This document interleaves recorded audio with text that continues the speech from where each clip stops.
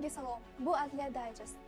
Adliya vazirligi tomonidan Madad NNT bilan hamkorlikda yangi loyiha boshlandi. Mazkur loyiha qishloq kambag'alligi muammosini hal qilishga qaratilgan strategik yondashuv bo'lib, rivojlanish uchun barqaror iqtisodiy asos yaratadi.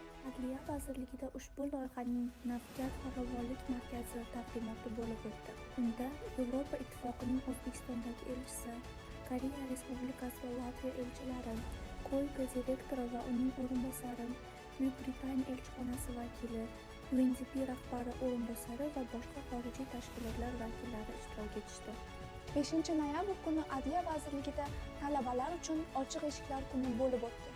Bu tadbirda Toshkent davlat yuridik universiteti talabalari dastavval Adliya kutubxonasi, Adolat ayvoni, Adliya muzeyi, Hadicha Sullaymonova nomidagi Respublika sud ekspertiza markazi, yuridik kadrlarni qayta tayyorlash va malakasini oshirish instituti va Chilonzor tuman adliya bo'limi hamda davlat xizmatlari markazi faoliyati bilan tanishdilar. Joriy yilning 5-6 noyabr kunlari O'zbekiston Respublikasining Jahon savdo tashkilotiga a'zo bo'lishi bo'yicha ishchi guruhning 11-yig'ilishi bo'lib o'tdi. Ishchi guruh yig'ilishi doirasida Adliya vaziri o'rinbosari Mahmud Istamov tomonidan JSTga a'zo bo'lish jarayonining muhim bosqichi hisoblangan milliy qonunchilikni JST bitimlariga uyg'unlashtirish bo'yicha amalga oshirilgan islohotlar yuzasidan taqdimot o'tkazildi.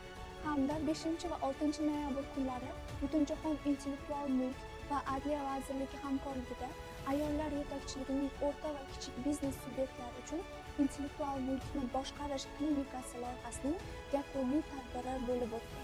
Buning birinchi kunida rasmiy ochilish marosimi bo'lib o'tdi.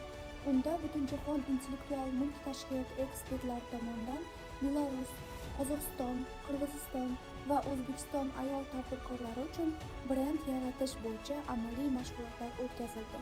2 kun davom etgan mazkur tadbir ayollar rahbarligidagi korxonalar uchun intellektual mulkni boshqarish bo'yicha mintaqaviy hamkorlikni kuchaytirish, innovatsion yondashuvlarni rivojlantirish hamda iqtisodiy o'sishga ko'maklashish yo'lida muhim qadamlardan biri sifatida baholandi.